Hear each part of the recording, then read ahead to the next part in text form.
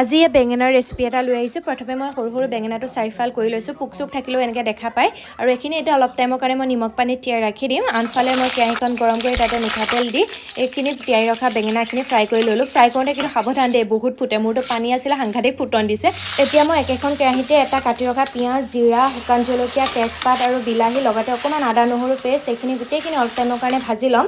তাৰপিছত এইখিনি ভাজি হোৱাৰ পিছত তাতে অকণমান ৰেড চিলি, হালধি গুড়ি, আমচুৰ পাউডাৰ, জিৰা, ধনিয়া, ঘৰত মুঠতে যি মছলা আছে চব দি দিব। এইখিনি গোটেইখিনি অলপ লগতে নিমখো দিব। এইখিনি গোটেইখিনি ভাজিবলৈ অকণমান গৰম পানী দি দিলোঁ। এইখিনি অলপ টাইমৰ কাৰণে মই সিজিবলৈ দিম। তাৰপিছত এয়া ভাজি ৰখা যোনখিনি ফ্ৰাই কৰি ৰাখিছিলোঁ বেঙেনাখিনি দি দিলোঁ। এইখিনি অলপ টাইমৰ কাৰণে ঢাকোন মাৰি ৰাখি তাৰপিছত মই অলপ ফেটি ৰখা দৈ তাতে দি দিছোঁ। এইখিনি আকৌ অলপ টাইম লৰাই পেলাই তাতে মই কি কৰিছোঁ, ঢাকোন মাৰি আকৌ অলপ টাইমৰ কাৰণে সিজিবলৈ দিম। তাৰপিছত অলপ পানী দি দিম, জোখমতে যিমান জোখত আপোনাৰ পানী ৰাখে। তাৰপিছত তাতে মই অকণমান গৰম মছলা দি এইখিনি সিজিছে নাই চাইছোঁ আৰু খুব ধুনীয়াকৈ সিজি গ'ল।